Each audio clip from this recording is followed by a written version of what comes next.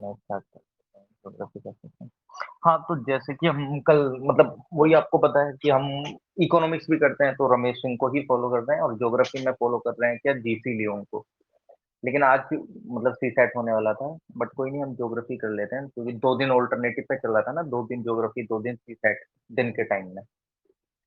तो कल हमने जो सेकंड चैप्टर था किसका जीसी लियोन का तो कौन सा वाला द अर्थ क्रस्ट उसका हमने structure of the earth classification of rocks वगैरह इग्नियस रॉक में क्या क्या होता है क्या क्या नहीं सेडिमेंट्री रॉक देख लिया था मेटामॉर्फिक रॉक देख लिया था है ना अर्थ मूवमेंट और उसके कुछ major landform type of mountains देख लिए थे है ना किस तरीके से क्या होता है क्या नहीं है ना और फिर ये भी देखा था कि फॉसिल फ्यूल जो पाए जाते हैं वो सिंपल सेडिमेंट्री रॉक में ही क्यों पाए जाते हैं वो इग्नियस रॉक में क्यों नहीं पाए जाते हैं या बेसिकली ये माने कि मेटामॉर्फिक रॉक में अगर ग्रेनाइट को टेम्परेचर या प्रेशर काफी अच्छे से मिल जाता है तो वो किस चीज में कन्वर्ट हो जाता है क्योंकि मैंने बोला ही था ये प्रीलिम्स रिलेटेड फैक्ट हो जाता है वो ध्यान में रखने वाली चीज हो जाती है जस्ट लाइक अगर मैं थोड़ा सा रिवाइज करूं तो लाइमस्टोन मार्बल में कन्वर्ट हो जाता है मेटामॉर्फिक रॉक में और सैंडस्टोन क्वार्टजाइट में ग्रेनाइट जीनियसिस और ये हमने देखा था बेसिकली मैं उसी को अभी ऐसे ही बोल रहा हूँ तो नेक्स्ट टॉपिक स्टार्ट कर लेते हैं जो कि हमारा टाइप ऑफ माउंटेन्स के बाद स्टार्ट होता है कौन सा टाइप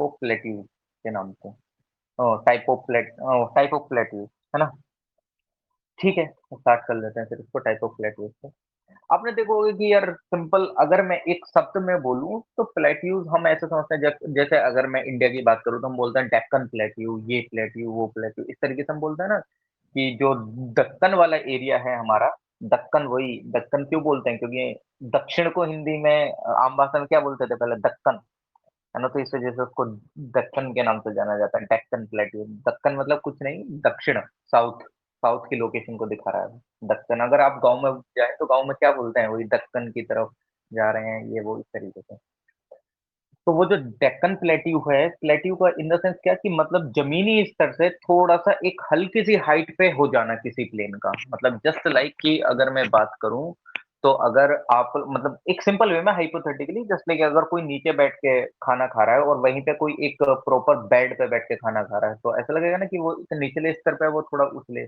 ऊंचे उस पे बैठ के खा रहा है ना मैं यहाँ पे कुछ वैसे नहीं मैं सिंपल एक हाइपोथेटिकली चीज बता रहा हूँ अब सेम वैसे ही ये होता है कि जो हमारा जो एरिया है साउथर्न एरिया जो कि डेक्कन प्लेट्यू की हम बात कर रहे हैं तो वो थोड़ा सा एज कम्पेयर टू नॉर्थ में नॉर्थ वाली चीजें एकदम प्लेन है लेकिन दक्कन की अगर मैं बात करता हूँ तो वो थोड़ा सा जो कॉन्टिनेंटल पार्ट है वो ऊपर उठा हुआ है ना अब ऊपर उठा हुआ है तो उसके पीछे लॉजिक तो होगा ऐसा तो नहीं है कि यार बिना वजह वो चीज ऊपर की तरफ अपवर्ड है ना उसके पीछे साइंटिफिक लॉजिक है प्लेट्स वगैरह ये सब टेक्टोनिक प्लेट्स वगैरह ये सब हम देखेंगे अभी लेकिन हाँ कुछ ना कुछ तो लॉजिक होगा ऐसे तो नहीं कि कि किसी ने नीचे से उसको पुश करा और वो ऊपर को निकल आया एरिया ऐसा नहीं है अब उसी बेसिस पे हम अ, उसको डिवाइड करते हैं है ना कि कुछ की हाइट कोई जो प्लेट्यू होता है मतलब मान लो कि किसी चीज से बना हुआ था मतलब ये जरूरी नहीं है कि सिंपल एक मिट्टी से ही प्लेट्यू वो बना हुआ है कुछ अलग मिनरल से बना हुआ है कुछ अलग चीजों से बना हुआ है तो उस बेसिस पे हम डिवाइड कर लेते हैं प्लेट्यू को तीन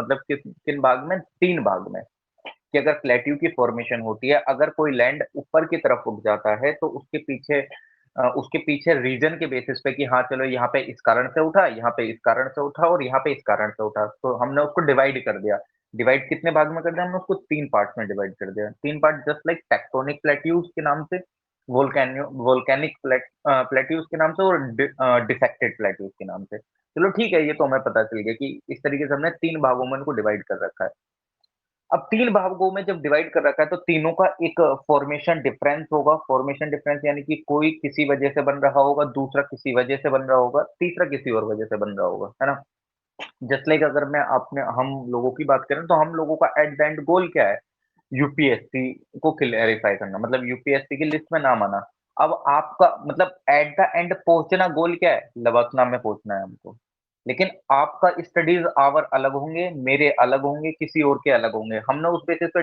डिसाइड कर लिया कि अरे अच्छा ये बंदा रात में पढ़ता है ये दिन में ये दिन रात दोनों में पढ़ लेता है तो सेम वैसे प्लेट्यूज को हमने तीन भाग में डिवाइड कर लिया सबसे फर्स्ट पार्ट की अगर मैं बात करता हूँ तो टेक्टोनिक प्लेट्यूज के नाम से मैं जानता हूँ तो ये किस वजह से फॉर्म होते हैं टेक्टोनिक प्लेट्यूज के नाम से टेक्टोनिक वर्ड से ही अगर मैं समझाऊं तो अभी वैसे हम आगे डिटेल्ड में भी पढ़ेंगे जिस टाइम पे प्लेट टेक्टोनिक थ्योरी पढ़ेंगे कि कन्वर्जेंट बाउंड्रीज है ना? और continent continent, ocean ocean, ocean continent, इस तरीके से चीज़ें भी देखेंगे, लेकिन अभी इतना डेप्थ में ना जाके, क्योंकि जितना अभी इम्पोर्टेंट है यहाँ पढ़ने के लिए सिर्फ़ उतना देखेंगे। जैसे कि आप लोगों ने पढ़ भी रखा होगा पहले से कि जो हमारी अर्थ वगैरह है वो प्लेट्स के उसमें डिवाइडेड है ना? तमाम प्लेट्स हैं, जस्ट लाइक जैसा हमारी Indian plate, Australian plate, narco मतलब मेजर प्लेट्स हैं 8, और फिर स्मॉल स्मॉल प्लेट्स हैं। प्लेट इन द सेंस कि वो जो एक जिस मतलब जस्ट लाइक जैसे इंडियन प्लेट होती है ना? तो वो उस पे हमारा इंडियन कॉन्टिनेंट है ना?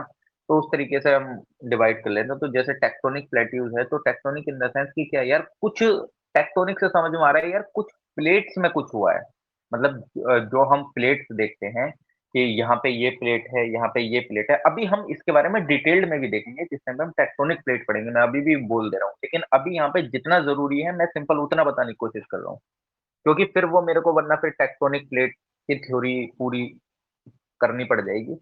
वो जब आगे आएगी हम उसको तब और डिटेल में देखेंगे। लेकिन सिंपल अभी जो हम नॉर्मल वे में जानते हैं, हम ये जानते हैं ना कि हमारा जो ये कॉन्टिनेंट चाहे वो साउथ अमेरिका हो, नॉर्थ अमेरिका हो या इंडियन कॉन्टिनेंट हो, मतलब तमाम इस तरीके से हम प्लेट्स पे डिपेंड, मतलब प्लेट्स पे हैं ये। एक तरीके से हमने प्लेट्स कुछ नहीं है, हमने डिवाइड कर दिया कि अच्छा, मतलब जस्ट लाइक आप ये जो इंडिया है, इंडिया का जो पूरा प्रॉपर है वो इंडियन प्लेट पे है ना? और ये इस प्लेट पे है, तो अब जब उसमें डिस्टरबेंस होता है, कोई प्लेट ऊपर जाती है, कोई प्लेट नीचे आती है, तो कुछ ना कुछ डिस्ट्रक्शन वगैरह भी होता है, जैसे अर्थक्वेक वगैरह होता है ना?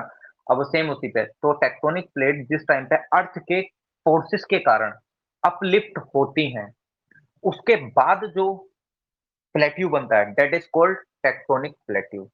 मतलब अर्थ के रोटेशन या रिवॉल्यूशन के कारण, या अर्थ के द्वारा, मतलब जस्ट लाइक जो अर्थ रोटेशन कर रही है, रिवॉल्वेशन हो रहा है, कुछ रिवॉल्यूशन हो रहा है, उन फोर्सेस के द्वारा इफ अगर हमारी प्लेट्स में कुछ डिस्टरबेंस होता है, मान लो कोई प्लेट फोर्स के कारण ऊपर की तरफ उठ गई है, तो that is called tectonic plateaus. यानी कि प्लेट के कारण किसी एक लैंड का उठना जमीनी स्तर से, वो क्या कहलाता है? Tectonic plateaus. टेक्टोनिक प्लेट्यूज जो हमारा इंडियन प्लेट्यू, डेक्कन प्लेट्यू, ये उसी का ही एक मतलब पार्ट है टेक्टोनिक प्लेट्यू का, है ना? जो डेक्कन प्लेट्यू, जो हमारा दक्कन का प्लेट्यू है, वो टेक्टोनिक प्लेट्यू का पार्ट है। यानी कि जो हमारी प्लेट थी वो ऊपर की तरफ उठ गई थोड़ा सा। जब उठी तो वो जो एक प्रॉपर जो एक सरफेस है, उससे उसका एरिया अपर की तरफ हो गया, अपर की तरफ हो गया, तो वो थोड़ा सा ऊंचाई पे हो गया एरिया, है ना? तो वो Indian Deccan plateau is the part of tectonic plateau, जो कि प्लेट्स के अपलिफ्टमेंट की वजह से बना है ना? सिंपल इतना हमको ध्यान आ जाता है। लेकिन प्लेट्स के बारे में भी हम पढ़ेंगे डिटेल में। मैं अभी भी दोबारा उस चीज को रिपीट कर रहा हूँ, जिस टाइम पे टेक्टोनिक प्लेट थ्योरी पढ़ेंगे उस टाइम पे सारी चीजें देखेंगे कि किस तरीके से इनमें डिस्टरबेंस होता है, क्योंकि नेक्स्ट चैप्टर जो है वल्केनिज्म और अर्थक्वेक सेम उसी पे बेस्ड है, तो ये बिना उसके नहीं कर सकते हम उसको। तो उस टाइम पे बहुत अच्छे से देखेंगे, है ना? तो ये इतना हमारे समझ में आ गया। अब मैं प्रीलिम्स के बेसिस पे अगर मैं इसको बोलूँ, तो अगर आपको आ जाए कि Indian Deccan plateau is the part of volcanic plateau, नहीं, वो वोल्केनिक प्लेट्यू का पार्ट नहीं है, वो वोल्केनिक प्लेट्यू से नहीं बना है, वो टेक्टोनिक प्लेट्यूज का पार्ट है। टेक्टोनिक प्लेट की वजह से, डिस्टर्बेंसेस की वजह से वो बना है। ठीक है।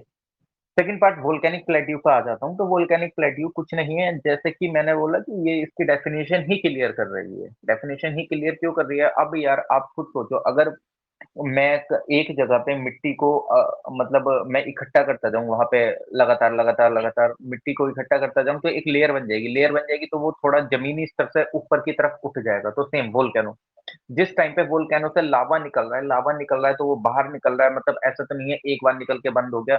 इंडोनेशिया में तमाम मतलब रेगुलर वोल्केनोज होते रहते हैं। अब जस्ट लाइक अगर मैं रिसेंटली की बात करूं, तो अगर मैं इंडियन कॉन्टिनेंट की बात करूं, तो हमारे यहाँ केवल एक ही एक्टिव वोल्केनो देखते हैं हम, बैरन आइलैंड, है ना? वो अभी हुआ था रिसेंटली में, 3-4 साल हो गए उसको भी। और उसके बाद यूपीएससी में क्वेश्चन भी आ गया था जब वो वोल्केनो हुआ था तो।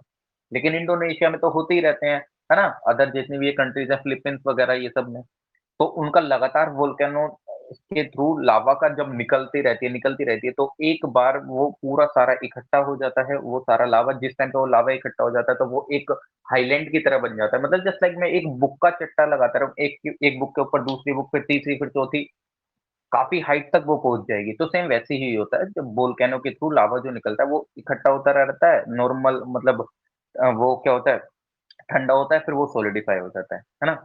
और वो एक मतलब पूरा यार हम वो तो वोल्केनो तो कितने लार्जर एरिया को कवर करती है।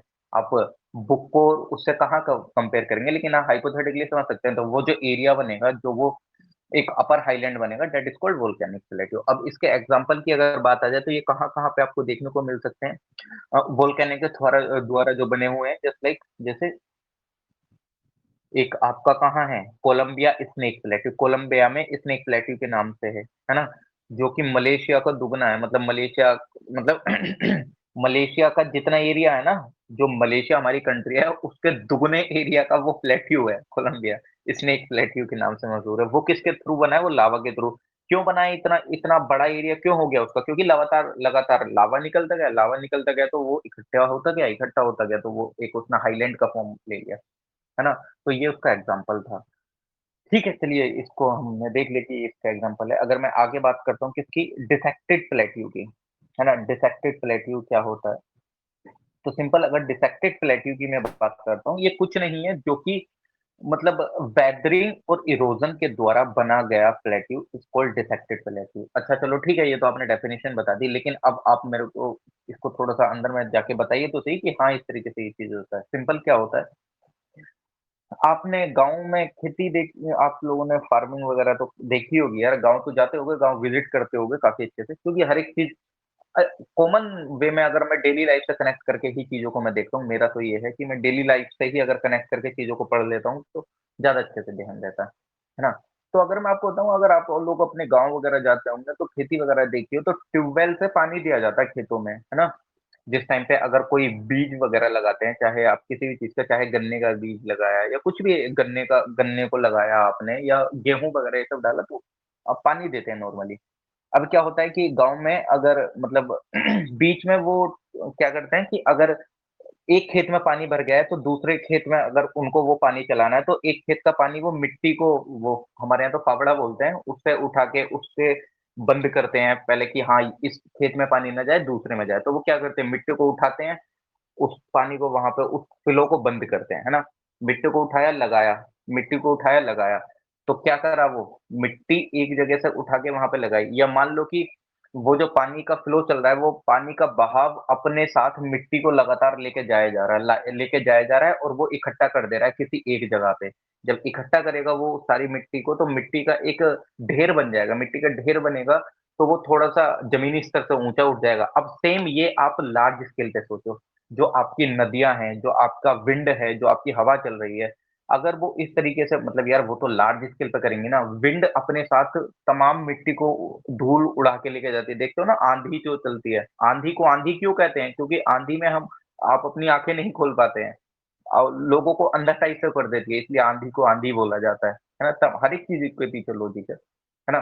तो अगर आप राजस्थान में बात करें तो वो वहाँ पे अगर हवा चल रही है, तो हवा के साथ तमाम मिट्टी उड़ के जाएगी, एक जगह कहीं पे इकट्ठी होगी, यहाँ से उड़ी, कहीं जाके इकट्ठी हुई, उड़ी, कहीं जाके इकट्ठी हुई। सेम पानी ने क्या करा, पानी काटता है, मिट्टी को लेके जाता है, कहीं इकट्ठा हो रहा है, लेके जा रहा है, इकट्ठा हो रहा है। डेल्टा भी तो ऐसे ही फॉर्म होता है लास्ट में जिस टाइम पे नदी का मतलब नदी जिस टाइम पे गिरती है, गंगा गिरती है अगर किसमें बंगाल की खाड़ी में, तो अपने साथ तमाम चीज़ों को लेके जाती है, वो इकट्ठा होती है, तो फिर डेल्टा का फॉर्मेशन होता है। तो सेम उसी प्रकार से किसी एक प्लेट्यू का फॉर्मेशन होना वेदरिंग और इरोजन के द्वारा, that is called dissected plateau. Dissected plateau का चलो आपने बता तो दिया, लेकिन इसका एग्ज़ाम्पल क्या है? स्कॉटिश स्कॉटलैंड में हाइलैंड्स मिलेंगे आपको तमाम, वो सारे उसी का ही पार्ट है, डिसेक्टेड प्लेट्यू का, जो कि इरोजन वगैरह के द्वारा फॉर्म हुए हैं। अब मैं आपको इसमें एक और चीज़ बताता हूँ।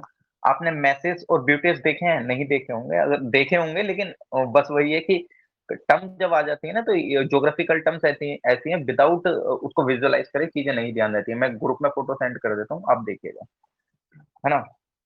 1 सेकंड रुकिएगा, मैं सेंड कर देता हूँ।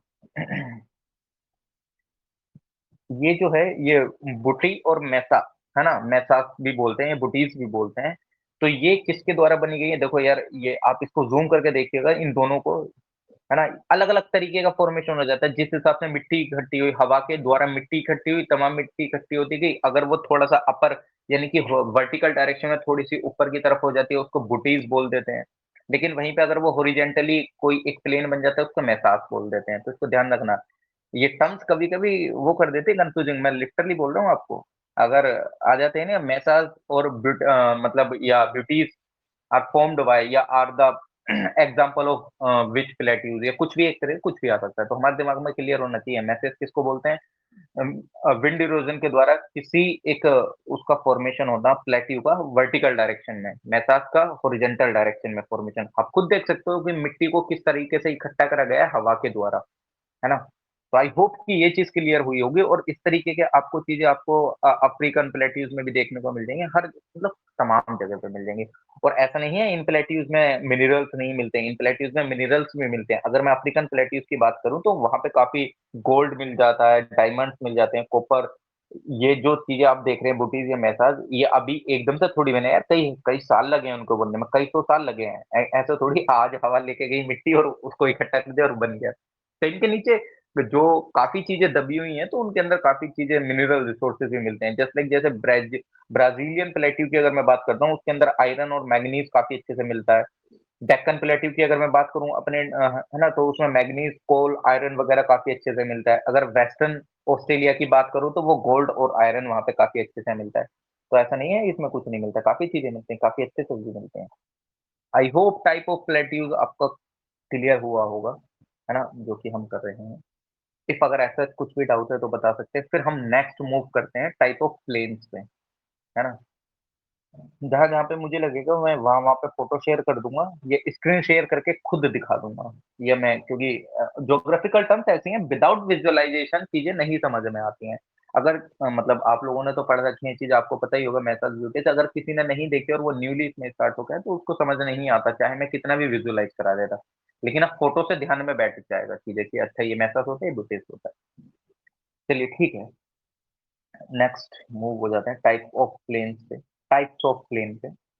टाइप्स ऑफ प्लेन किस तरीके से होते हैं, क्या होता है, क्या नहीं होता है? या सिंपल वे में अगर मैं नॉर्मल वे में बोलूँ, प्लेन्स का मतलब यानी कि कोई एक प्लेन एरिया, है ना? ऐसे ही तो दिमाग में यही तो आता है ना कि सिंपल एक प्लेन, कुछ भी एक, जब हम ब बात करते हैं यार एक प्लेन पेपर देना, यानी कि एकदम सीधा रहना, एक स्ट्रेट लाइन में कोई भी पेपर या किसी भी चीज़ का एकदम सिंपल सीधे वे में रहना, दैट इज़ कॉल्ड प्लेन, अगर हम आम भाषा में बात करते हैं तो।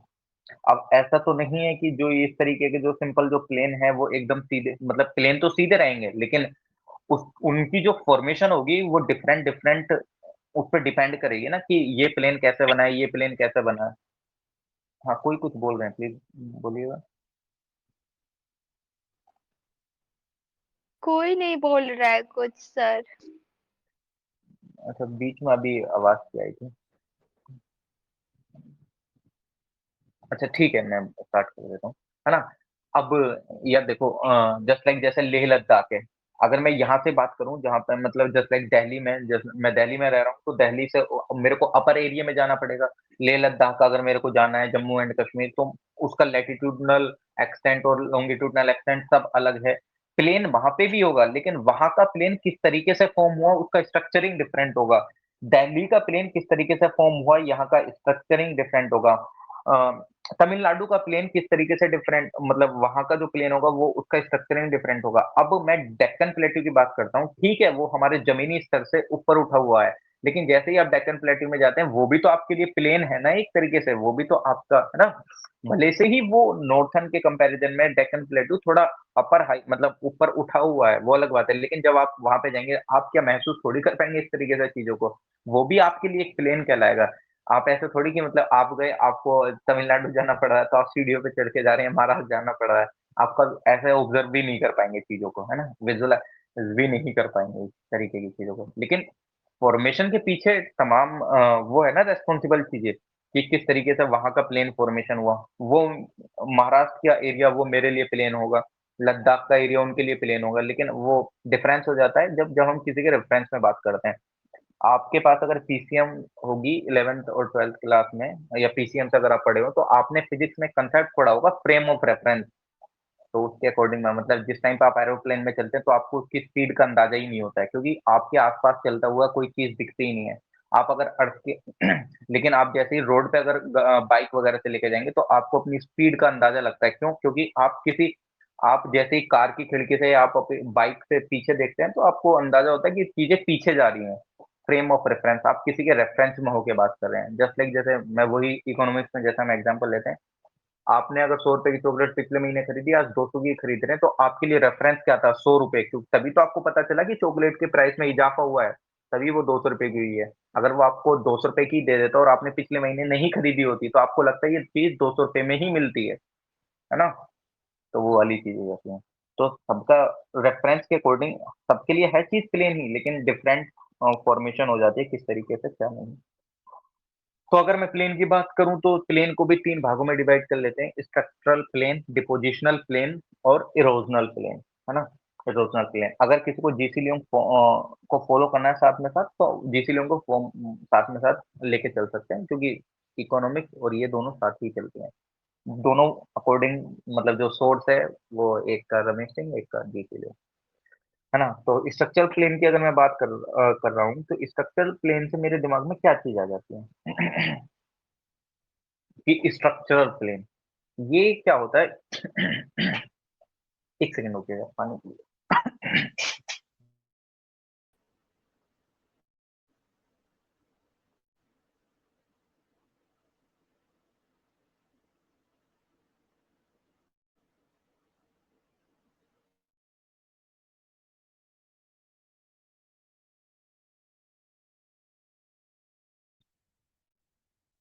मेरी आवाज आ रही है अभी? हेलो? हाँ सर, आ रही है।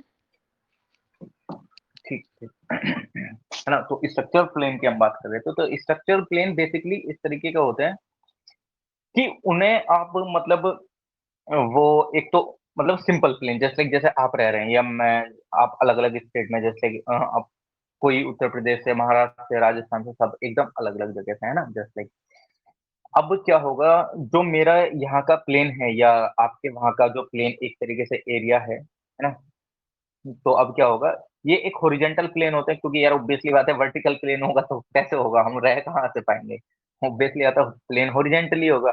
अब जो वो प्लेन है, वो जो जो एक सिंपल प्रोसेस के थ्रू बना है, मतलब जस्ट लाइक जैसे रोक के, मतलब आपके यहाँ पहाड़ी वगैरह है, या अगर मैं दिल्ली की बात करूँ, आप लोगों को ये चीज पता होगा, ये जो अरावली की पहाड़ी है, अरावली हिल्स जो है, वो कहाँ तक आती है? वो दिल्ली तक आती है।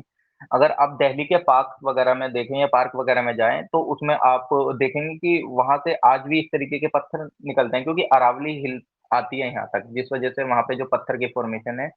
और एक जिस टाइम पे घर बनता है, तो उसमें एक बजरपुर यूज होता है ना? बजरपुर आपको पता होगा, तो उसमें यूज करा जाता है। तो दिल्ली में अगर घर बनते हैं, तो वो जो रॉक पाई जाती है ना, जो अरावली हिल्स की जो चट्टानों के जो इन्फ्लुएंस है, या जो आपका जो पीएमओ बना हुआ है ना? ये रायजाना हिल पे बना हुआ है ना? रायजाना हिल क्या है? वो अरावली हिल्स ही तो है।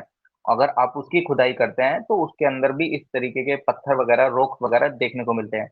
अब जो प्लेन इनके मतलब डिफॉर्मेशन के कारण, मतलब जस्ट लाइक जो इनके सिंपल प्रोसेस के थ्रू बना है, मतलब ये जो पहाड़ियां हैं, वो मान लो कि ये जो पत्थर टूट टूट के इनका चूरा होता गया, चूरा होता गया, अब चूरा होता गया, तो ये इकट्ठे होते गए, तो इन्होंने एक मतलब एक तरीके से एक प्लेन का फॉर्मेशन कर दिया। अगर मैं सिंपल वे में बात करूं, किसी एक रोक के द्वारा, without any disturbance by the मतलब by the movement of earth, मतलब उस पर किसी भी चीज को कोई ऐसा नहीं है कि जो कल रातों रात जो रैजाना हिल है वो एकदम से मतलब इत्र बित्र हो जाएगी, है ना? या कल को मेरे को रायजाना हिल देखने को मिलेगी नहीं, मतलब एक सिंपल प्रोसेस के थ्रू, यानी कि रोक के द्वारा बना हुआ है।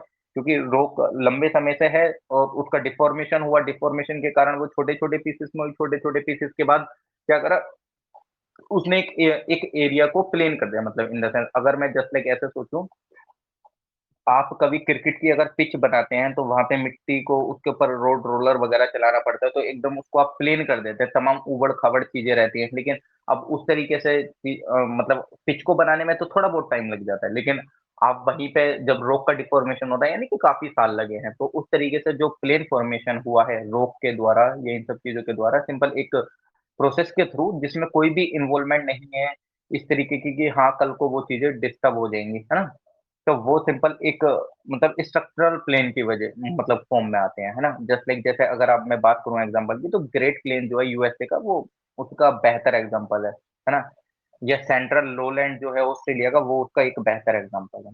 लेकिन वहीं पे अगर मैं डिपोजिशनल प्लेन की बात करता हूँ, डिपोजिशनल प्लेन से डायरेक्टली मेरे को काफी अच्छे से पता चल जाता है इसकी टर्म को ही, कि कोई भी प्लेन जो बना हुआ है किसी मटेरियल के डिपॉजिट होने के बाद, that is called depositional plain. अगर मैं एक कॉमन सेंस की वे में बात करता हूँ, डिपोजिशनल प्लेन, सेकंड प्लेन जो मैं बोल रहा हूँ, तो इसकी डेफिनेशन ही मेरे को, अगर मैं नॉर्मल टर्म्स में बोलता हूँ, डिपोजिशनल प्लेन यानी कि कोई भी मटेरियल अगर डिपॉजिट हुआ है लगातार लगातार लगातार लगातार, तो उसके बाद जो प्लेन फॉर्मेशन हुआ that is called depositional plain. अच्छा चलो, ये तो एक सिंपल वे में मेरे को बात समझ आ गई। लेकिन ये जो मटेरियल है वो किसके द्वारा डिपॉजिट करा जा रहा है?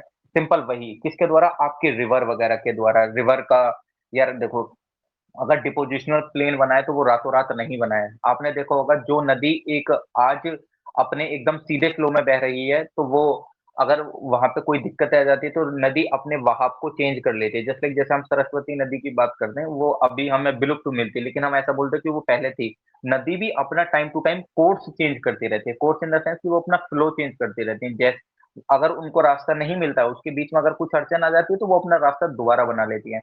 अब उन्होंने अपना नया रास्ता बनाया, लेकिन जो पुराने रास्ते पे जा रहे थे, वहां पे क्या हुआ, मिट्टी वगैरह चीजें इकट्ठी हो गई, वहां पे एक प्लेन बन गया, क्योंकि नदी ने अपना बहाव ही चेंज कर दिया था, है ना। वो अपने साथ तमाम मटेरियल को लेके जा रही थी। अब वो वहां पे सारी चीजें इकट्ठी हुई तो वहां पे एक प्लेन बन गया, क्योंकि यार ऑब्वियसली बात है, नदी में रेत मिट्टी वगैरह ये सब चीजें होंगी। अगर कल को कोई नदी सीधी बह रही है और मैं उसके बीच में कोई बैरियर लगा देता हूँ, तो नदी अपने बहाव को चेंज कर लेती है। नदी जैसे ही अपने बहाव को चेंज करा, तो जो पुराने बहाव था उसका, वहां पे एक प्लेन फॉर्मेशन हो जाएगा, क्योंकि वो तो मिट्टी लेके बह रही थी ना अपने साथ में, है ना। तो that is called depositional plain, है ना।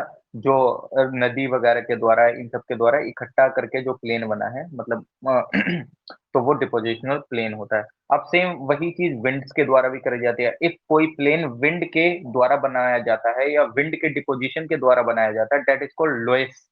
अब आप बोलेंगे कि यार इसका भी एक फोटो दिखा दीजिए, तो मैं इसका भी फोटो सेंड कर देता हूँ कि लोएस क्या होते हैं, है ना। ये टर्म्स हैं छोटी छोटी, प्रीलिम्स के लिए इंपॉर्टेंट टर्म्स हो जाती हैं, लेकिन वही है ना कि थोड़ा सा एक सेकंड रुकिए। जो लोएस्ट वाली फॉर्मेशन होती है वो इस तरीके से हो जाती है ना। या और भी अच्छे से एक फोटो और सेंड कर देता हूँ मैं, अगर है तो इसमें, है ना। तो ये आप विजुअलाइज करिएगा। तो इसमें एक और होगा शायद, हाँ, ना। तो ये जो लोइस लास्ट वाले फोटो में जो लोइस डिपॉजिट लिख रहा है, तो वो किसी इसी वजह से तो दिख रहा है ना, कि बेसिकली क्या हुआ, नदी के द्वारा चीजों को इकट्ठा करा गया, डिपॉजिट हुई चीजें, तो वहां पे एक, मतलब जमीन से उठ के एक ऊपर मतलब प्लेन बन गया, है ना। लेकिन बनाया किसके द्वारा गया? नदी के द्वारा या विंड्स के द्वारा, है ना, इस तरीके से। आप फोटोज देख लीजिए, जो सेकंड फोटो है उसमें भी देख लीजिएगा, तो इस तरीके के जो विंड के द्वारा बनाया जाता है उसको लोइस लोइस कहते हैं, है ना। अब चलो ठीक है, कोई दिक्कत नहीं है। अब सेम इसी प्रकार इरोजनल प्लेन होते हैं। इरोजनल का मतलब क्या, नहीं कि एक तरीके से काट, मतलब जो आपका, मतलब किसी एक एरिया, मतलब जस्ट लाइक जैसे हम बोलते हैं ना कि एक मूर्ति को बनाया, या हम बोलते हैं ना monolithic, monolithic site. Monolithic site क्यों बोलते हैं? ये मोनोलिथिक टेम्पल बोलते हैं हम। ये इस तरीके से मोनोलिथिक का मतलब होता है कि एक चट्टान में से काट के या तराश के कोई मंदिर को बनाना, ये मोनोलिथिक टेम्पल है, ये सब है। तो यानी कि एक चट्टान को काट के उसको, मतलब क्या दी गई, टेम्पल की शेप दी गई, इस तरीके से हम बोलते हैं ना। या मांझी, ये जो मांझी थे, जो मूवी में मांझी है, उन्होंने क्या करा था, एक पहाड़ को काटा था, है ना। एक पहाड़ को काटा था बेसिकली। या तो सेम इरोजनल में क्या होता है कि किसी एक चट्टान, मतलब बेसिकली ये भी सेम उसी के द्वारा करी जाती है, चाहे आपकी रिवर्स हो, चाहे आपकी विंड हो, चाहे आपकी बारिश हो, है ना। इन सब के द्वारा ही क्या करा जाता है, मतलब मान लो कि बारिश काफी पड़ रही है, तो मतलब बहुत ज्यादा बाढ़ आ गई है, बहुत ज्यादा बाढ़ आ गई बारिश की वजह से। अब वो जो मिट्टी थी, मिट्टी एक तरीके से, मतलब आपने देखा होगा ना, पहाड़ नीचे की तरफ गिर जाते हैं, लैंडस्लाइड हो जाती है। लैंडस्लाइड काफी अच्छे से हो जाती है जब बारिश पड़ गई काफी अच्छे से। तो आप उत्तराखंड उत्तराखंड वगैरह में देखेंगे, या आप हिमाचल प्रदेश की बात करें, तो क्या होता है कि लैंडस्लाइड हो जाती है। लैंडस्लाइड क्यों होती है? क्योंकि बहुत ज्यादा बारिश पड़ती है, वो जो अपने, वो क्या करती है, वो जो पहाड़ को, मतलब पूरी मिट्टी ढीली पड़ जाती है, वो एकदम नीचे खिसकने लगती है। अब वो मिट्टी कहीं जाके डिपॉजिट हुई तो उसने क्या करा, है ना। ये क्या था, एक तरीके से इरोजनल प्रोसेस था। किसके द्वारा करा गया ये? रेन के द्वारा। ये डिपोजिशनल प्रोसेस नहीं था, ये इरोजनल प्रोसेस था, क्योंकि मिट्टी को पानी अपने साथ बहा के ले गया, है ना। बारिश का पानी अपने साथ बहा के ले गया और उसने कहीं और वो चीजें ले गया। लेकिन एक पहाड़ का तो अगर मैं पहाड़ की रेस्पेक्ट में बात करता हूँ तो पहाड़ का तो इरोजन हुआ ना, क्योंकि मिट्टी एक जगह से दूसरी जगह लेके चला गया, खिसका के ले गया। तो अगर इन तरीके के द्वारा अगर कोई प्लेन का फॉर्मेशन होता है, that is called erosional plain, है ना। इसको, आई होप कि ये चीज क्लियर हुई होगी। और यहाँ पे चैप्टर 2 खत्म होता है, फिनिश, जीसी लियोंग के अकॉर्डिंग हम जो चल रहे हैं, है ना। यहाँ पे हमारा फिनिश हो जाता है chapter 2। The earth crust chapter 1 हम फिनिश कर चुके हैं। इसके बाद स्टार्ट होगा वल्केनिज्म एंड अर्थक्वेक। इफ अगर किसी को ऐसा कोई भी डाउट हो या कुछ भी तो प्लीज बता सकते हैं, फिर हम अपना नेक्स्ट स्टार्ट कर लेंगे। या बोरियत फील हो रही हो या कुछ ऐसा तो बता दीजिएगा, है ना। फिर उस हिसाब से करेंगे चीजों को। इंटरेस्ट आ रहा है कि नहीं आ रहा है ज्योग्राफी में यार? आ रहा है सर। अच्छा, समझ समझ भी आ रही हैं चीजें कि नहीं आ रही हैं, कि ऐसे ही सिंपल? आ रही है समझ में। ठीक है, फिर भाई चीजें आनी चाहिए समझ। तो आगे बढ़ूं, सर ऐसे कोई अगर डाउट ना हो। हाँ प्लीज प्लीज बोलिए। सर डिपोजिशनल प्लेन और इरोजनल प्लेन में अंतर क्या है? सर डिपोजिशनल प्लेन का मतलब सिंपल इतना होगा कि जस्ट लाइक आप मतलब एक, मतलब ऐसा समझो जैसे हवा है, हवा के द्वारा क्या करा गया, विंड के द्वारा, मतलब ये फ्रेम ऑफ रेफरेंस की बात होगी, मैं वही बोल रहा हूँ देखो। रेफरेंस रेफरेंस की बात होगी। अब हवा के द्वारा मिट्टी को उड़ा के लेकर लेके जाया गया और उसको डिपॉजिट कर दिया गया, है ना। लेकिन सेम बात तो इरोजनल वे में भी होगी। तो लेकिन अगर मैं बात करूंगा तो अगर जहां से वो मिट्टी उठी है तो मैं वहां पे बोलूंगा कि उसका इरोजन हुआ है। लेकिन जहां पे वो डिपॉजिट हुआ है तो मैं वहां पे बोलूंगा कि ये डिपॉजिट होने के बाद बना है। अगर मैं रेफरेंस की बात करूं, अगर मैं रेफरेंस लूंगा कि जहां से चीजें उठी हैं, है ना, जस्ट लाइक जैसे रेन के द्वारा पानी मतलब पहाड़ों पे गिरा, उसके बाद उसका लैंड स्लाइड हुआ, उस पहाड़ का तो इरोजन हुआ है ना, भले से वो डिपॉजिट हुआ है किधर जाके, इधर साइड, मतलब उसने कहीं पे भी डिपॉजिट होकर वो एक तरीके से वो पहाड़ बन गया है, एक तरीके से, है ना। अगर मैं रेफरेंस की बात कर लेता हूँ, देखो दोनों चीजों में सेम चीजें वही हैं। रिवर्स रिवर्स के थ्रू होगा, किसके थ्रू होगा, मतलब विंड के थ्रू होगा, हर एक चीज उसी के थ्रू होगी। बस डिफरेंस रहता है रेफरेंस का, कि अगर मैं किस तरीके से, मतलब अगर मैं डिपोजिशनल की बात कर लेता हूँ, जैसे मैं रिवर की बात कर रहा था कि रिवर अपना कोर्स को चेंज कर देती है ना।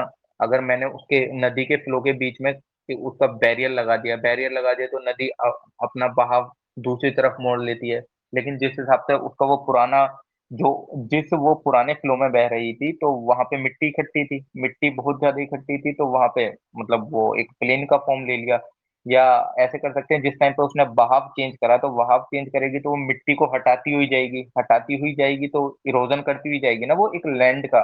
जब इरोजन करती गई तो वो साइड में डिपॉजिट भी होता गया तो वहां पे एक प्लेन बन गया, है ना। तो रेफरेंस रेफरेंस की बात होती है, ऐसा नहीं है कि इनमें ज्यादा बहुत बड़ा ये सब डिफरेंस है। बस उनके फॉर्मेशन पे मतलब एक रेफरेंस जो मैं बोल रहा हूँ, एक रेफरेंस की बात है। और ऐसा कुछ नहीं है कि हाँ कि ऐसा है, क्योंकि यार ऑब्वियसली बात है, दोनों चीज सेम के लिए रेस्पॉन्सिबल है। हम बोलते हैं ना कि देखने देखने का नजरिया होता है, ये हाइपोथेटिकली चीज मैं बोल रहा हूँ। लेकिन हाँ सेम वैसे ही बोलोगे यार। डिपोजिशनल भी करा जाता है रिवर के द्वारा, विंड के द्वारा। इरोजनल भी करा जाता है विंड के द्वारा, रिवर के द्वारा। But there is some difference between की रेफरेंस, अगर मैं किसके रेफरेंस में क्या बातें कर रहा हूँ ना। चलिए ठीक है, अगर मैं चैप्टर 3 का स्टार्ट करूं तो चैप्टर 3 क्या बोलता है जीसीएम के अकॉर्डिंग, वल्कनिज्म एंड अर्थक्वेक। सिंपल समझ में आता है कि हाँ वोल्केनो और अर्थक्वेक के बारे में हमें इसके बीच में जानना है। तो वोल्केनो को, अगर वोल्केनो हमारे सामने शब्द आता है तो हमको सिंपल इतना पता होता है कि लावा निकलना वोल्केनो के फॉर्म से। वोल्केनो हमारे दिमाग में एक इमेज इमेज बनी हुई है, जो वोल्केनो होती है वो वी शेप में होती है। वी शेप में वोल्केनो होती है, वहां से लावा निकलता है, बस ये प्रोसेस वोल्केनिज्म कहलाता है, अगर मैं सिंपल वे की बात करता हूँ तो। अर्थक्वेक यानी कि एक भूकंप आ जाना, मतलब धरती का हिलना, ये सब, और उसके बाद डिवास्टेशन होना, तो हम उसको सिंपल अर्थक्वेक के फॉर्म में जानते हैं। लेकिन अब क्या होता है, लावा जब बाहर निकल रहा है तो वो अलग अलग, ऐसा तो नहीं है कि सिंपल एक तरीके की ही उससे लावा निकलेगा वोल्केनो से। तमाम अलग अलग तरीके की वोल्केनो होती है, तमाम तरीके के फोर्सेस रेस्पॉन्सिबल होते हैं वोल्केनो निकलने के लिए। अर्थक्वेक अगर नेपाल में आ रहा है तो हाई स्केल पे आ रहा है, लेकिन वहीं पे दिल्ली में आ रहा है या उत्तर प्रदेश में आ रहा है कम पे आ रहा है, तो इसके पीछे क्या रीजन है, क्या लॉजिक है, क्यों आ रहा है अर्थक्वेक। अगर जब मैं जैसी अभी की बात करूं तो ऑपरेशन तुर्क, मतलब ये तुर्की में आया था अभी, तो टर्की में आप ये बताओ, जो इंडिया के द्वारा ऑपरेशन चलाया गया था वो कौन सा ऑपरेशन था वहां के लिए, जो हमारी एनडीआरएफ वगैरह ये सब जो टीम गई थी? ये करंट अफेयर का भी क्वेश्चन है, बता सकते हैं आप कि इंडिया ने जो वहां की जो मदद करी दोस्त, टर्की। ऑपरेशन ऑपरेशन दोस्त, दोस्त। एग्जैक्ट। ऑपरेशन दोस्त, बहुत सही, बहुत सही। हमारी एनडीआरएफ वगैरह की टीम गई थी वहां पे उनकी हेल्प करने। तो अब इन सब चीजों के पीछे तमाम कारण है कि वहां पे क्यों आया, है ना?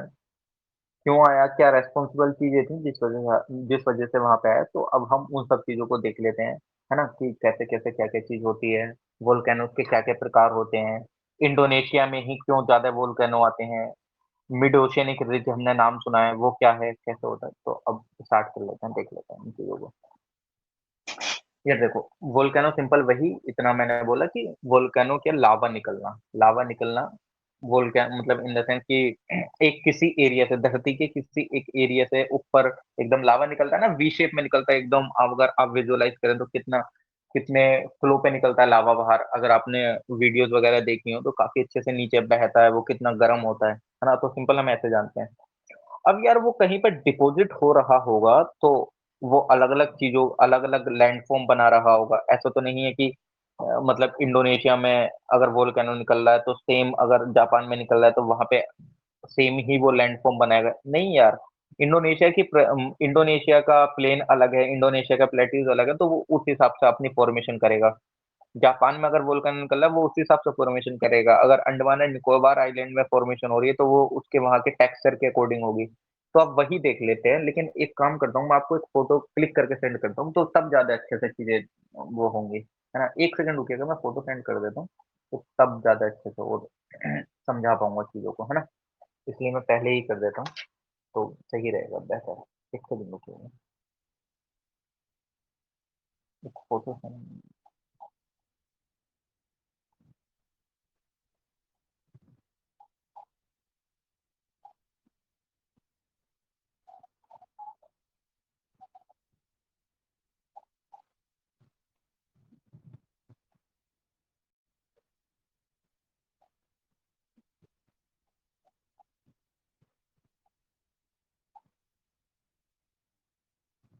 ये बताइए, फोटो दिख रहा है ये साफ, है ना?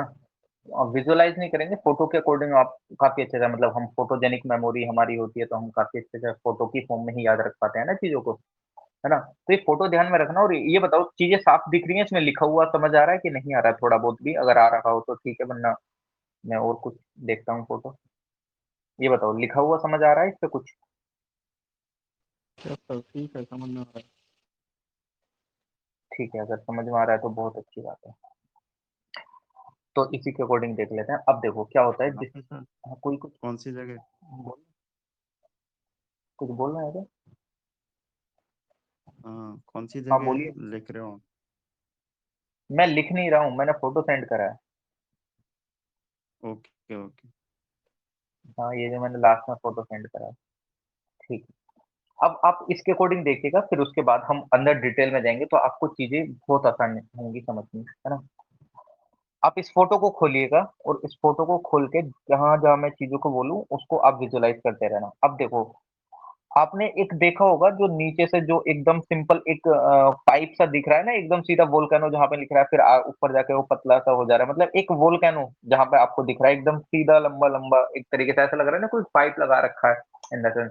तो वो आपकी क्या वोल्केनो निकल रहा है ना, वोल्केनो से वो लावा निकल रहा है ना, लावा निकल रहा है ऊपर। मतलब सबसे अगर देखें वोल्केनो का सबसे बड़ा पाइप है ना, अगर मैं वैसे बोलूं तो।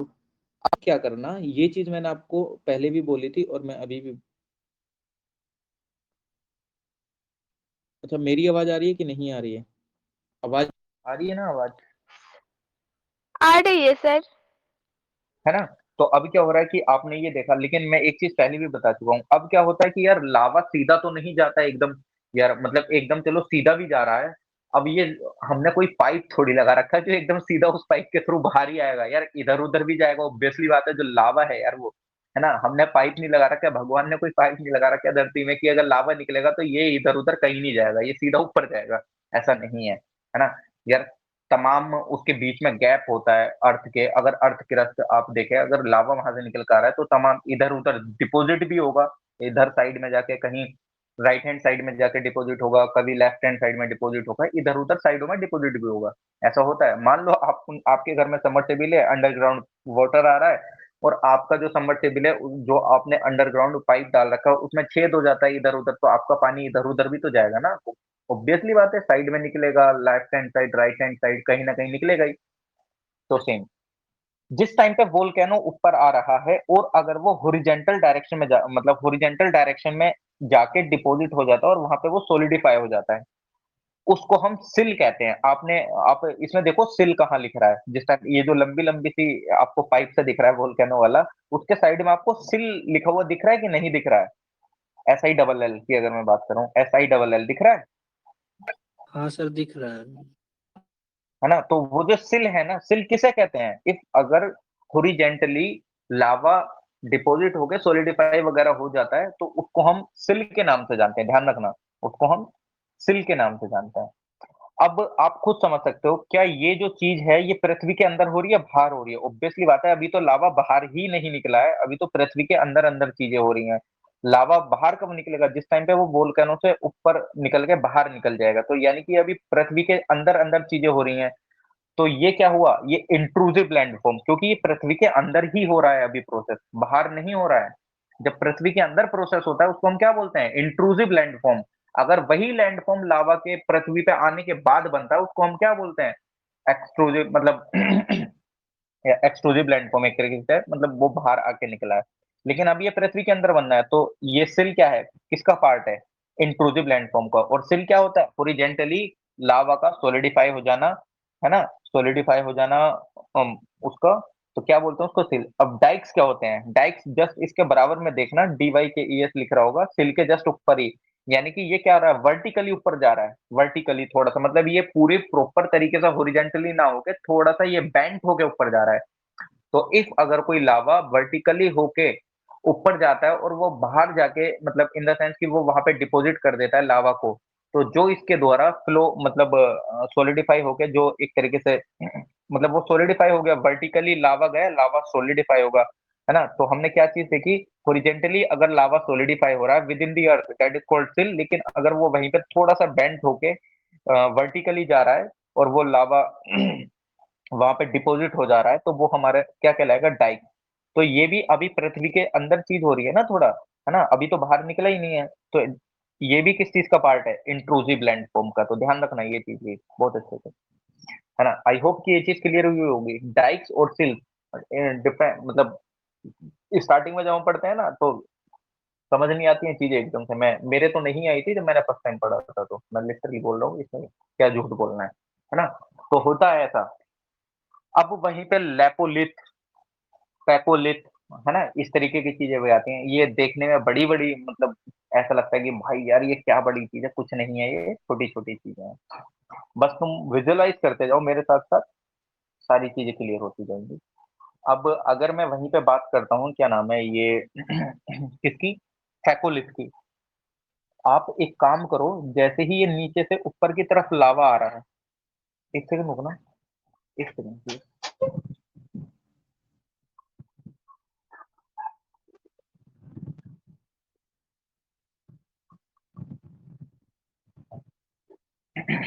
तो बिल्कुल,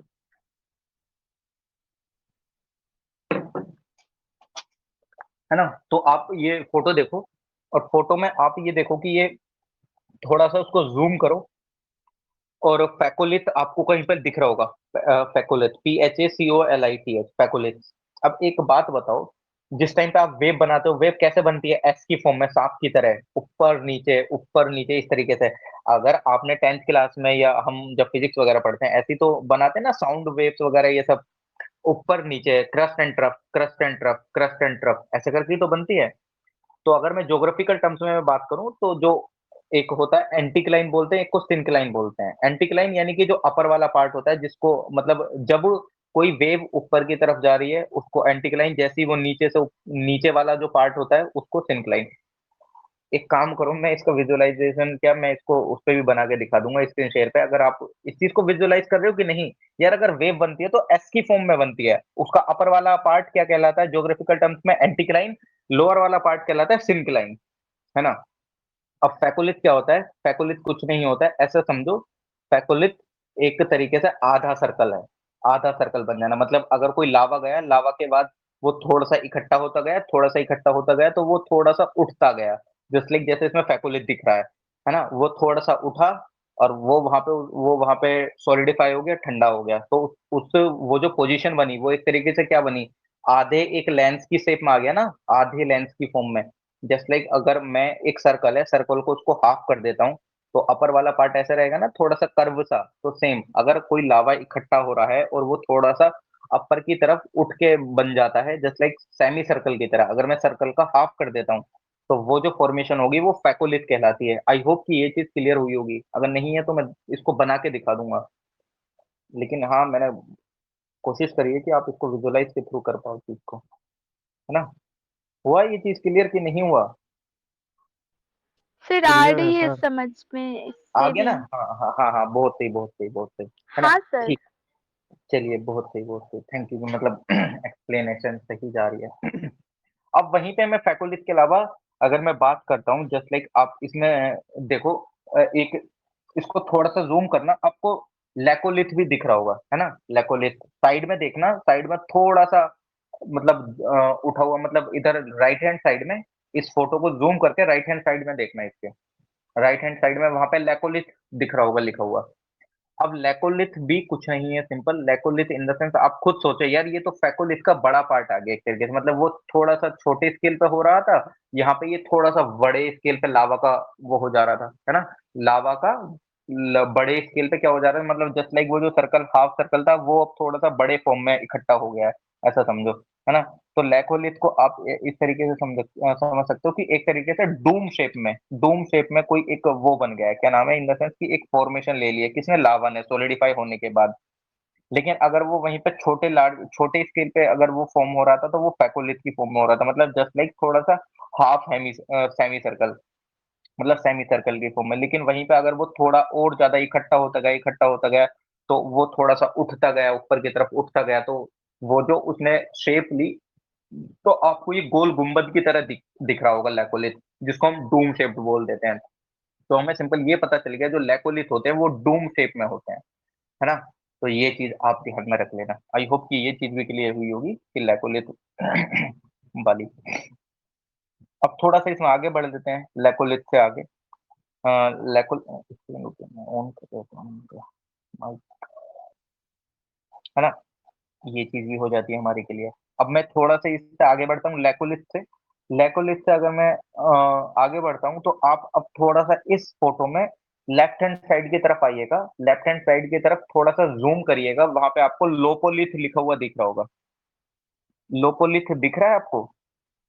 लोपोलिथ आपको एक तरीके से saucer shaped lopolith saucer shaped in the sense कि वो एक तरीके से वो एकदम लहराने वाली पोजीशन में जब लावा इकट्ठा हो जाता है ना? उस तरीके से आप ऐसा समझो, है ना? मतलब ऐसा समझ लो अगर मैं और शॉर्ट टर्म में बताऊँ तो सिल का एक बड़ा पार्ट ऐसा समझ लो, सिल का एक बड़ा पार्ट ऐसा ऐसा समझो। सिल एक छोटा-सा पार्ट मान लो जो वो हॉरिज़ॉन्टली वो भी डिपॉज़िट होके सॉलिडिफ़ाई हो रहा था लेकिन लोपोलिथ क्या वो थोड़ा-सा सिल का एक बड़ा पार्ट एरिया में हो जाना, मतलब वो काफ़ी थो मतलब सिल से ज़्यादा एरिया घेर रहा है, वो भी हॉरिज़ॉन्टली रहा है, लेकिन उसकी जो शेप है वो थोड़ी-सी उससे डिफरेंट हो गई है अब, है वो भी हॉरिज़ॉन्टली, है ना? तो दैट इज़ कॉल्ड लेपोलिथ लोपोलिथ। चीज समझ आई होंगी। एक मिनट रुकिएगा यार, एक कॉल आ गई है, प्लीज।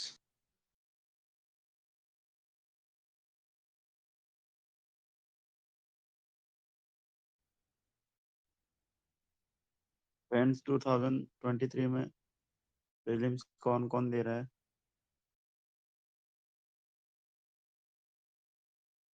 सीरियस एस्पिरेंट बता सकते हैं?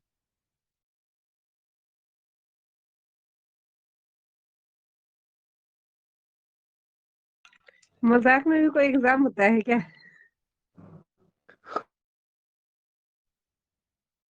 नहीं, जो सिलेबस जिन्होंने कवर कर लिया है उसके बाद इस बार फाइनली मेंस के हिसाब से अटेम्प्ट देना है।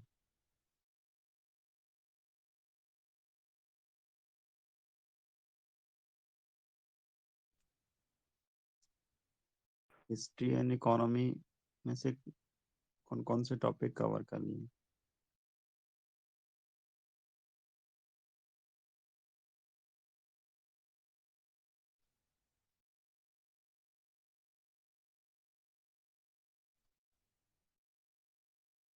सर कहाँ गए?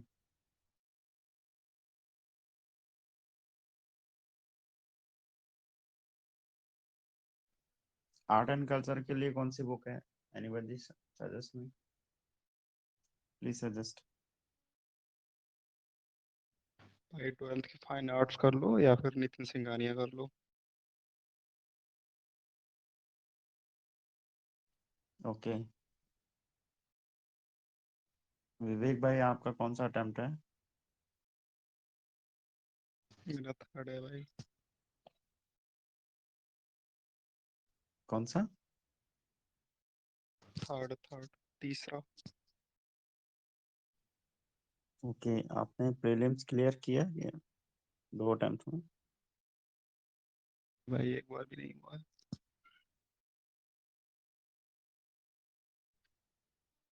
ओके आपका बैकग्राउंड क्या है ग्रेजुएशन का? इंजीनियरिंग। Okay same here. ये भाई लगे रहो।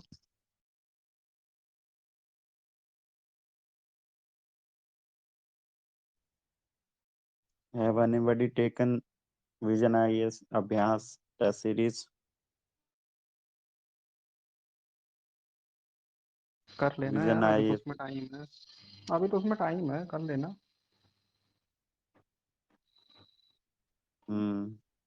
बट अच्छा होता है वो। हाँ अच्छा हेलो। होता है। और हाँ जी सर। सर आइए बताइए, बोलिए सर, कंटिन्यू करिए। नहीं नहीं, क्या कर रहे थे आप लोग? डिस्कस कर लीजिए, क्या कर रहे थे आप? कुछ क्या कर नहीं रहे है, थे? मैं कुछ पूछ रहा सर था, उसको वही डिस्कस बता कर रहा था दीजिए थोड़ा बहुत। जहाँ से बता रहे थे। क्या क्या बता रहे थे? बता दीजिए, कोई कुछ बता रहा था तो प्लीज, तो उसको बात अरे कर कुछ लेंगे। नहीं सर, वो मयंक पूछ रहे थे कि क्या बोलते हैं, अभ्यास टेस्ट सीरीज ज्वाइन करना है या नहीं करना है। हमने कर लेना, अच्छा रहता है। यही बता रहा था और कुछ सही नहीं। बात। अच्छा अच्छा। ठीक ठीक। अच्छा चलो ठीक है, फिर आगे कर लेते हैं, हाँ है ना? कंटिन्यू करिए सर। हाँ तो ये लोपोलिथ भी हमें समझ आ गया, वैकोलिथ भी समझ आ गया, लैकोलिथ भी समझ में आ गया, है ना? अब बस हमारे लिए क्या बचा है? बैथोलिथ। बैथोलिथ कुछ नहीं है, ये जो नीचे आपको एरिया दिख रहा है ना, तमाम एकदम इस तरीके से सबसे लास्ट वाला एरिया देखिए, उसको जूम करिए। बैथोलिथ यानी कि ये जो आपका लावा है, लावा जो इकट्ठा है किस फॉर्म में, कभी आपको दिख रहा होगा अब, मतलब एक वेव की फॉर्म में इकट्ठा हो रहा है ना, ये ऊपर डूम वगैरह सी शेप बनी है, बीच बीच में कभी कभी एकदम सीधा आ जा रहा है, तो ये जो इसका वो है फॉर्मेशन, जो लावा जो लास्ट में इकट्ठा है डिपोजिशन, तो दैट इज कॉल्ड बैटोलिथ, है ना? इसको ध्यान रख लेना। इतना कुछ नहीं आता है, मतलब सिंपल इतना समझ लो कि एक ह्यूज अमाउंट में मतलब लावा का इकट्ठा होना, या एक तरीके से मतलब यार पृथ्वी में जब नीचे है तो वो काफी उसमें अमाउंट में, जब इस तरीके से वो इकट्ठा रहता है, कभी अपर साइड में कभी साइड में, मतलब एक तरीके से वेव लाइक फॉर्म्स में इस तरीके से, तो बैथोलिथ की फॉर्म में होता है। तो सिंपल ये सारी चीजें तो टर्म्स हमारी क्लियर होगी। डाइक्स, सिल्स, लोपोलिथ, पैकोलिथ, बैथोलिथ, और ये मतलब एंटीक्लाइन, सिंक्लाइन, ये सब ठीक है। अगर ऐसे जिसमें कोई डाउट हो तो प्लीज बता सकते हैं, वरना फिर हम ओरिजिन ऑफ वोल्केनोस की तरफ बढ़ेंगे। अभी तो हमने इनका फॉर्मेशन देख लिया कि इस तरीके से पृथ्वी के अंदर ये चीजें भी होती हैं, मतलब सिंपल ऐसा नहीं है कि लावा का निकल वोल्केनो से लावा निकली बाहर और वो जमा होगी, नहीं। इतना अभी हमने देख लिया कि अंदर भी चीजें होती हैं, अंदर भी चीजें सोलिडिफाई होती हैं, जो कि अलग अलग चीज का वो क्या करती हैं, मतलब अलग अलग फॉर्म में वो डिपॉजिट होती रहती हैं। अब हम देखते हैं इनका ओरिजिन, मतलब ये यार वोल्केनो निकल रहा है तो वाई, मतलब क्यों निकल रहा है, मतलब ऐसा क्या चीज हो रही है, है ना? अगर हम जस्ट लाइक यहाँ पे डिस्कशन कर रहे हैं तो डिस्कशन क्यों कर रहे हैं? क्योंकि एट लास्ट हमें यूपीएससी क्लियर करना है ना? यूपीएससी की हम स्टडीज कर रहे हैं, उससे रिलेटेड हम डिस्कशन कर रहे हैं, तो सेम वोल्केनोज अगर निकल रही है तो कुछ उसके पीछे कारण होगा, विदाउट कारण तो वो नहीं निकल रही है, ठीक है? अब वोल्केनोज के पीछे का कारण देख लेते हैं, अगर उसके पीछे का कारण देखा जाए कि ऐसा क्यों निकल रहा है, ऐसा क्या होता है क्या नहीं होता है। तो अब मैंने आपको एक चीज भी और बताया था कि जैसे इग्नियस रॉक में कुछ ऐसा तो नहीं है, सिंपल सारी चीजें एसिडिक फॉर्म में होती हैं, मतलब जो मेटल है सिंपल एसिडिक फॉर्म में भी निकलता है, और लावा बेसिक एक चीज की वैल्यू pH 7 से कम रहती है वो एसिडिक कहलाता है, और pH 7 से ऊपर रहती है तो वो बेसिक कहलाता है। तो जब लावा निकल रहा है तो अपने साथ वो काफी मिनरल्स भी लेकर आता है, मिनरल्स लेकर आता है तो उनका जो नेचर है वो कुछ का एसिडिक भी रहेगा, कुछ का वो भी रहता है, क्या नाम है आपका, क्या बेसिक भी रहता है ना। तो हम उस बेसिस पे भी इनको लावास को भी डिवाइड कर लेते हैं। तो अभी पहले चलो एक काम करते हैं, ओरिजिन से पहले ये देख लेते हैं कि जो आपके लावा है ना वो 2 टाइप्स में डिवाइड कर लेते हैं हम उनको, जैसे बेसिक लावा और एक एसिडिक लावा। यार अगर आपको मैं अभी पहले ही बोल दे रहा हूँ, अगर आपको बेसिक लावा और एसिडिक लावा के फीचर्स पहले से पता है तो बहुत अच्छी बात है, वरना अब थोड़ा सा कौन मतलब वो हो सकते हैं, ध्यान दे सकते हैं, क्योंकि इनकी एक एक लाइन से आसानी से क्वेश्चन बन जाता है छोटा छोटा सा। पहले मैं बेसिक लावा के फीचर बता देता हूँ। जो बेसिक लावा होता है, बेसिक इन नेचर यानी कि जिसकी पीएच थोड़ा सा ऊपर हाई है, 7 से लेकर 13 तक के बीच की है, तो वो जो बेसिक लावा होता है वो सबसे गर्म लावा होता है। लगभग इसका टेम्परेचर 1000 डिग्री सेल्सियस तक का होता है। बेसिक लावा का टेम्परेचर 1000 डिग्री सेल्सियस तक का होता है, और ये बहुत ज्यादा फ्लूइड में होता है। अब आप खुद समझो यार, अगर मैं क्या नाम है ये, अगर मतलब जस्ट लाइक कि अगर मैं प्लास्टिक को गर्म करता हूँ बहुत टेम्परेचर पर, वो ऑब्वियसली बात है यार वो पिघलेगी, पिघल के नीचे गिरती है।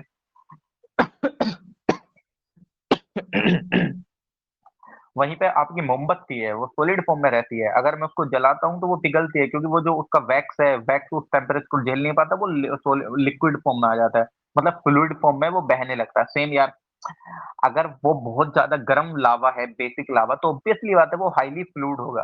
तो ध्यान रखना, अगर प्रीलिम्स में मैं आपको ये सेंटेंस या एक स्टेटमेंट ये दे देता हूँ कि basic lava are not highly fluid in nature, नहीं वो फ्लूइड हाईली फ्लूइड होते हैं, ऐसा नहीं है कि वो नहीं होते हैं, ऑब्वियसली होते हैं, क्योंकि वो सबसे ज्यादा गर्म होते हैं तो ऑब्वियसली है हाईली फ्लूइड इन नेचर होंगे।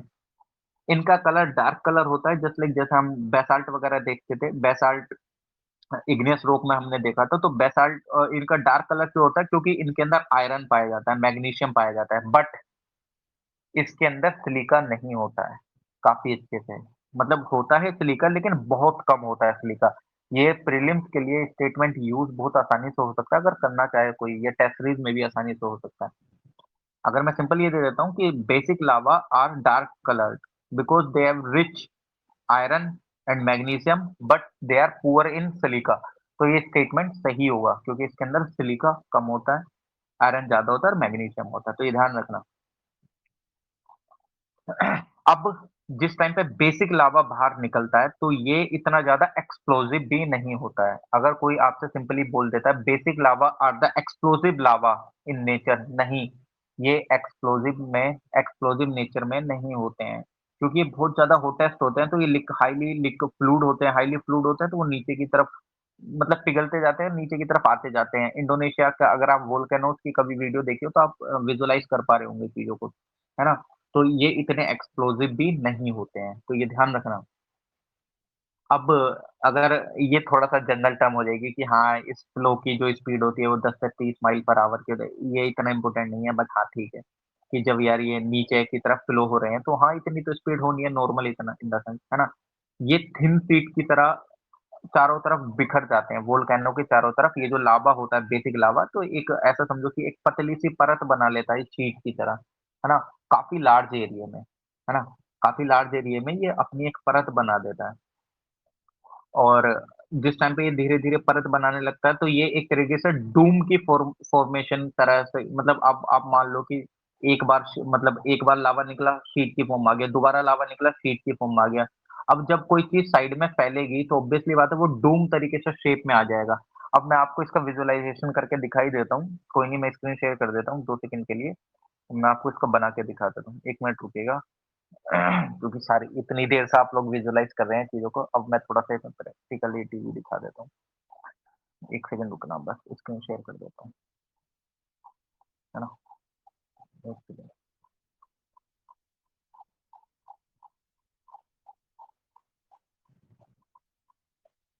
स्क्रीन दिख रही होगी आपको, है ना। तो अब मान लो यार ये लावा यहाँ से बोल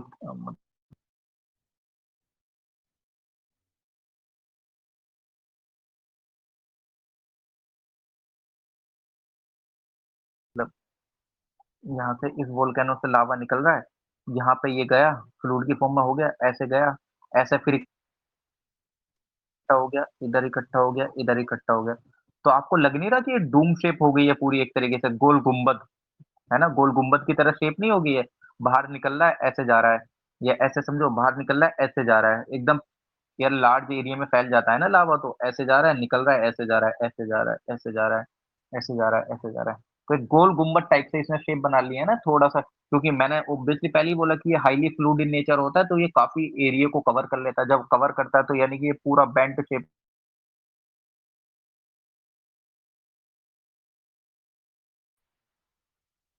बेसिक लावा की उसको डिस्कस करते हैं कि बेसिक लावा का क्या नेचर होता है। तो बेसिक लावा का क्या होता है, इस वो एसिडिक एसिडिक लावा का, ये हाईली विस्कस होते हैं, इनका मेल्टिंग पॉइंट भी काफी हाईली विस्कस का मतलब ये कि मतलब ये काफी ज्यादा एक तरीके से मतलब लार्ज एरिया तक जाते हैं, है ना? विस्कोसिटी आपने पढ़ी होगी क्लास 11th में फिजिक्स में, प्रदीप बुक आती थी पीसीएम जब हम पढ़ते थे, विस्कोसिटी वगैरह ये सब, कि ये जो हनी होता है, जो शहद होता है, उसकी विस्कोसिटी कम होती है, जिस वजह से वो ज्यादा नहीं गिरता एकदम, है ना? वहीं पे अगर आप पानी को गेरो या ग्रीस वगैरह को, इन सब मतलब जो चीज एकदम बह रही है विदाउट एनी फ्रिक्शन, तो उसकी विस्कोसिटी हाई होती है ना? जो धीरे धीरे बह रही है उसकी विस्कोसिटी कम होती है ना? वही बोलते हैं ना। तो ये हाईली विस्कस होते हैं, इनका मेल्टिंग पॉइंट भी काफी हाई होता है, इनका कलर जो होता है वो काफी लाइट होता है, और जैसा हमने बेसिक लावा में देखा था उसके अंदर सिलिका नहीं होता, बट इसके अंदर सिलिका काफी होता है, ध्यान रखना, इसके अंदर सिलिका काफी होता है। और ये मतलब काफी मतलब इनका जो वो है, जो फ्लो है वो बहुत ओके यार ईयरफोन डाउन। फ्लो होता है वो काफी मतलब काफी नहीं, एज कम्पेयर टू बेसिक के वो स्लो होता है। बेसिक क्या होता है, वो काफी ज्यादा हाई टेम्परेचर होता है, हाई टेम्परेचर होता है तो वो काफी लिक्विड फॉर्म में रहता है, इन द सेंस फ्लूइड फॉर्म में, तो वो ज्यादा जल मतलब ज्यादा एरिया को भी कवर करता है, और वो ज्यादा तेज as compare to acidic lava के फैलता भी है। एसिडिक लावा इतनी तेज से नहीं फैलता है, इसकी स्पीड भी चलने की बहुत स्लो होती है ना? जब स्पीड भी स्लो होती है तो अब इसमें क्या होता है कि ये एक तरीके से जिस टाइम पे ये वोल्केनो निकलता है, तो जब ये मान लो कि ये ज्यादा एरिया में फैल नहीं रहा, तो यानी कि वोल्केनो के आसपास में ही इसका मलबा इकट्ठा होगा। जब आसपास में ही मलबा सा इकट्ठा होता है तो ये थोड़ा सा ऐसे समझो कि ये पहाड़ की फॉर्म में इकट्ठा हो जाता है, जिसको हम क्या बोलते हैं, मतलब एक तरीके से कि ये स्पाइन का फॉर्मेशन इसने कर दिया है। मतलब जो एसिडिक लावा है, जब वो ज्यादा दूर तक फैलेगा नहीं, सिंपल लेफ्ट एंड राइट में धीरे मतलब धीरे धीरे वो साइडों साइडों में इकट्ठा होता रहेगा, तो साइडों साइड में जब इकट्ठा होता रहेगा तो वो थोड़ा सा कैसा लगने लगता है कि उसने वी शेप फॉर्म कर ली। V shape in the sense कि पहाड़ की तरह वी शेप फॉर्म में आ गया, क्योंकि वो लार्जर एरिया में नहीं फैलता है ना? बेसिक लावा का टेम्परेचर हाई होता है, हाईली फ्लूइड होता है, तो वो लार्जर एरिया में फैल जाता है थोड़ा सा, लेकिन ये ज्यादा एरिया में फैलता नहीं है, तो ऐसा लगता है कि ये एक पहाड़ की तरीके से इसने फॉर्मेशन कर लिया है ना, वी शेप में। तो सिंपल इतना समझते हैं। और बाकी type of volcanoes, extrusive landform, intrusive landform तो हमने देख लिया, पैकोलिथिल्स, डाइक्स, ये सब। अब एक्सट्रूसिव लैंडफॉर्म्स भी देखेंगे कि जिस टाइम पे लावा बाहर आ जाता है। अभी तो हमने ये देखा था कि लावा जब अंदर है तो किस तरीके से फॉर्मेशन हो रही है लैंड्स वगैरह की, लेकिन जिस टाइम पे बाहर आता है उसकी भी तो फॉर्मेशन अलग होती होगी ना। अब वो चीज कल करते हैं, है ना? आई होप कि आपको अभी तक चीजें, जैसा चैप्टर 2 फिनिश हो गया था और ये चैप्टर 3 मतलब हमने ये यहाँ तक कर लिया है, एसिडिक लावा और बेसिक लावा के फीचर्स तक, और उससे पहले उसके लैंड फॉर्म्स वगैरह, इंट्रूसिव लैंड फॉर्म्स, है ना, की चीजें क्लियर हुई होंगी, है ना? और मैं सोच रहा हूँ कि कल का जो मतलब जो सेशन है वो 4 बजे से पहले रख लें, और इकोनॉमिक्स का जो रात में 8 से 9 होता है। बताओ, विवेक कुमार जी, शवाना मैम, अर्नव अर्जुन जी, आप लोग सर जितने जब भी हैं, मन हो तब रखिए, क्या ही प्रॉब्लम। प्रिया पटेल। अरे मैं यार, मैं सोच रहा था कि मैं घर चला जाऊं, मेरा घर 2 घंटे ही है। अगर मैं घर जाता भी हूँ इन केस, तो फिर मतलब नहीं हो पाएगा, तो इसलिए सोच रहा हूँ कि दिन में दोपहर में रख लेता हूँ। मैं हाँ कल, निकलूंगा अभी, हाँ रख लीजिए, और क्या, नो प्रॉब्लम, रख लीजिए। फिर शाम को इशू हो जाएगा अगर मैं निकल जाता हूँ शाम को, तो घर के लिए, तो इसलिए मैं सोच रहा था। सही है सर, रख देखता हूँ, लीजिए। हाँ दिन सर। में रख दिन में रख लेते हैं, फिर 12 बजे के आसपास से रखूंगा, 12 से 2 के आसपास। फिर मेरे को भी टाइम मिल जाएगा जाने के लिए, क्योंकि अगर वही टाइम रहेगा तो नहीं पॉसिबल हो पाएगा फिर। सही है। हाँ सर, जैसे टाइम मिला वैसे कर लीजिए, हम लोग रेडी हैं। हम्म हम्म हम्म, कोई नहीं। रात में इकोनॉमिक्स तो वही 8 से 9 ही रहेगा, लेकिन कल के लिए उसका भी टाइम कर लेते हैं हम डिफरेंट, है ना। इकोनॉमिक्स यार वैसे चैप्टर 12 खत्म होने वाला है, काफी अच्छा, मतलब मैं सोच रहा काफी टाइम लगेगा उसमें, लेकिन धीरे धीरे हो ही रहा है, फिनिश हो गई। और सही कोई है इशू सर, तो नहीं है आप लोग? आज की क्लास तो बहुत प्रोडक्टिव है। प्रोडक्टिव रही, thank you so much sir. हाँ, आज की अगर रही है। आपको ऐसा लगा तो। बाकी भी रही थी, बट आज की थोड़ी ज्यादा। हाँ आज की समझ सकता हूँ बट मैं, आज की चीजें काफी थी इसमें। वही कोई ऐसा इशू जैसे प्रिया पटेल मैम, एसपी अर्जुन जी, सवाना मैम, सुमन सौरभ जी, लक्ष्मीकांत वास्तुकार, पूजा जाट मैम, कोई भी A to Z ऐसा कोई इशू? अर्णव राज अब बता सकते हैं कि हाँ ये इशू है या कुछ भी है, या ऐसा कोई जर्नल क्वेरी भी हो तो भी बता सकते हैं, ऐसा कुछ नहीं है ना, कि यूपीएससी से रिलेटेड या प्रीलिम टेस्ट सीरीज वगैरह से, तो भी जितना होगा उतना बता सकता हूँ अपने अनुसार, बता सकते हैं कोई भी ऐसा कोई इशू है तो। आज का इकोनॉमी तो 8 बजे ही रहेगा ना सर? हाँ आज का इकोनॉमी 8 बजे ही रहेगा मैम, आज का तो 8 बजे ही रहेगा, कोई नहीं। लेकिन आज का मैं ओके। सोच रहा हूँ आज 8 से 9 नहीं, आज 8 से 10 करेंगे, चैप्टर 12 काफी बड़ा था, तो मैं सोच हाँ रहा हूँ ये खत्म ही कर दूं। हाँ सर। 8 से 10 तक की कोशिश करूंगा, या 10 तक भी नहीं हुआ तो 8 से 9:30 तक कर लेंगे। सही हाँ है। Okay okay. वो थोड़े से, क्योंकि इसके बाद मैं स्टार्ट करूंगा इसका फाइनेंशियल सेक्टर वाला, बॉन्ड वगैरह ये सब, वो भी चैप्टर बड़ा है, फिर उसके बाद एक्सटर्नल सेक्टर चैप्टर 15 वो भी बड़ा है, काफी बड़े बड़े चैप्टर आ रहे हैं, तो 20 तारीख तक जो इकोनॉमी के सारे चैप्टर बड़े बड़े ही हैं सर। हाँ वही वही, तो मैं कोशिश यही है कि 20 तारीख तक कंप्लीट हो जाए पूरी, रमेश सिंह हो हाँ जाएगी सर, जहां तक कंप्लीट बात आ करिए जाए। जितनी जल्दी हो जाए। हाँ ये भी जीसी लियोन दो भी कंप्लीट हो 2 घंटे लेके चलिएगा तो हो जाएगा, पर 1 घंटे वाला रहेगा तो नहीं हो पाएगा 20 तक। मैम दिक्कत ये है कि मैं तो, मेरे से तो आप 5-5 घंटे करा लो, मुझे कोई इशू नहीं है, इशू ये आ जाता है कि मेरा खुद का टाइम थोड़ा सा मैनेजेबल नहीं हो पाता है फिर, हाँ खुद के सर। टाइम का ये चीज है, वरना मैं तो कोई नहीं, मैं तो कर दूंगा, मुझे कोई इशू नहीं है, बस वही है कि मेरा खुद का टाइम तो बिगड़ जाता है थोड़ा सा, और कुछ नहीं है। ये मैंने टाइम बहुत उससे निकाला, 4 से 5 भी और 8 से 9 भी, कि चलो वो खाने का टाइम होता है तो सब आराम से देख भी सकते हैं, सुन भी सकते हैं, तो सही रहेगा, तो इसलिए। सर सिल्स और लोपोलिथ में अंतर क्या है, क्योंकि दोनों तो इंट्रूसिव ही मैंने है। आपको, हाँ दोनों इंट्रूसिव, देखो अभी हमने इंट्रूसिव लैंडफॉर्म ही तो पढ़ा है, इंट्रूसिव यानी कि जो अर्थ के अंदर में फॉर्मेशन हो रही है लावा के जमने से, लेकिन सिल्स और लोपोलिथ में ये डिफरेंस आ जाता है कि जस्ट लाइक जैसे मैंने बोला था कि जो सिल है वो सिल क्या हो जाती है, वो हॉरिजेंटली थोड़ा सा वो क्या हो जाती है, फॉर्म जो लावा है वो हॉरिजेंटली अर्थ में गया, जैसे कि आप इसका फोटो भी जूम करके देखेंगे तो उसमें सिल क्या हुआ, हॉरिजेंटली लावा अंदर गया और वहां पे सॉलिडिफाई हो गया धीरे धीरे चीजें, और वहां से जो सिल है, सिल के थ्रू भी, मतलब सिल तक ही सीमित नहीं रहा, सिल के बाद भी वो जो आप इसको फोटो को थोड़ा सा जूम करिएगा, वहां से लावा निकल के फिर ऊपर की साइड गया, फिर उसने यू की शेप ले ली, फिर इधर उधर, मतलब हॉरिजेंटली तो हो गया ठीक है, लेकिन उसके बाद भी वो सिल के थ्रू भी लावा निकलता गया, इधर उधर जाता गया, और जिसकी वजह से जो आसपास सराउंडिंग है वहां पे भी वो लावा इकट्ठा हो गया। लेकिन लोपोलिथ में ऐसा नहीं हो रहा है ना। अगर मैं वहीं पे लोपोलिथ की बात करता हूँ तो लोपोलिथ में क्या होता है कि सिंपल सिल का एक बड़ा मतलब बड़ा पार्ट तो है ये लोपोलिथ, बट वो सोशर शेप्ड में है ना, लेकिन उसके बाद कहीं भी लावा निकल नहीं रहा है इधर उधर, है ना, वो एक तरीके से वो अपने ही सिंपल एक एरिया तक सीमित रह गया है, एक सोसर शेप में, है ना। अगर आप उसको फोटो देखिए, फोटो देख के काफी अच्छे से समझ आएगा उसका, वो जूम करिएगा फोटो तो समझेंगे उस चीज को फिर। Thank you sir. हाँ, ठीक। आप दे रहे हैं सर इस साल एग्जाम, सुमन सौरभ जी? नहीं सर, 24 में से। अच्छा अच्छा, ठीक ठीक, तो फिर क्या करें, चलते हैं रात में फिर 8 बजे इकोनॉमिक्स करते हैं, जी ऐसा सर। कोई इशू नहीं है तो किसी को, है ना। हाँ सर। ठीक ठीक, okay, thank you so much for participating all of you, bye everyone, take care. Thank you sir.